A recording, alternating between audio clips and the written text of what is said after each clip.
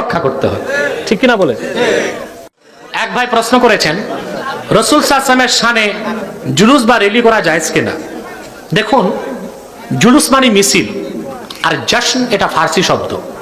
জশ্নে জুলুস মানে আনন্দ মিছিল। আল্লাহ কোরআনে বলেছেন, কুল বিফাদলিল্লাহি ওয়া বিরাহমাতিহি ফাবিযালিকা ফালইফরাহু। কোরআন আসার কারণে ১৫০০ বছর আগে মুহাম্মদ সাল্লাল্লাহু আলাইহি ওয়াসাল্লাম আগমন করেছেন,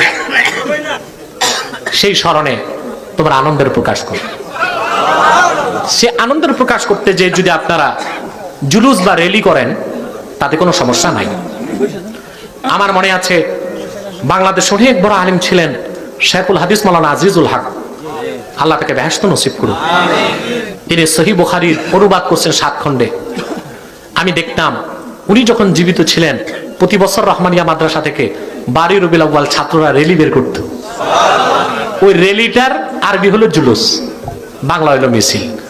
কথা বুঝতে পারছেন? আপনি জশ্নে জুলুস বের করবেন, নাত পড়বেন, গজল পড়বেন, জিকির করবেন, তাতে সমস্যা নেই। তো বাংলাদেশের জুলুসের নাম একটা ভণ্ডামি হচ্ছে। পীর একজন বসে গলায় মালা দিয়া,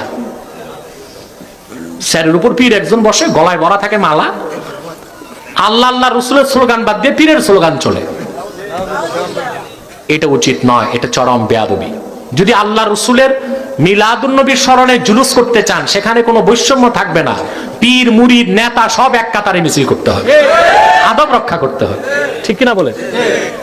তুরস্কের প্রেসিডেন্ট রিসেপ তাইয়্যিপ এরদোগান গত বছর 12 রবিউল আউয়াল 70 লক্ষ মুসলমান নিয়ে তুরস্কে র্যালি করেছেন। এত বড় প্রেসিডেন্ট, তিনি কোনো মালা দিয়া বসে নাই, জনগণের সাথে এক কাতারে মিছিল করছেন। আমাদের পীরগুলো এমন কত বড় পীর হয়ে গেছে যে আলাদা গলায় মালা নিয়ে বসতে হবে। এত বেয়াদবি, এটা বাদ দেওয়া উচিত। জুলুস হবে সব এক কাতারে একসাথে, আলাদা কোনো চেয়ার টেবিল থাকবে। কথা বুঝতে পারছেন? এটা রক্ষা করতে হবে।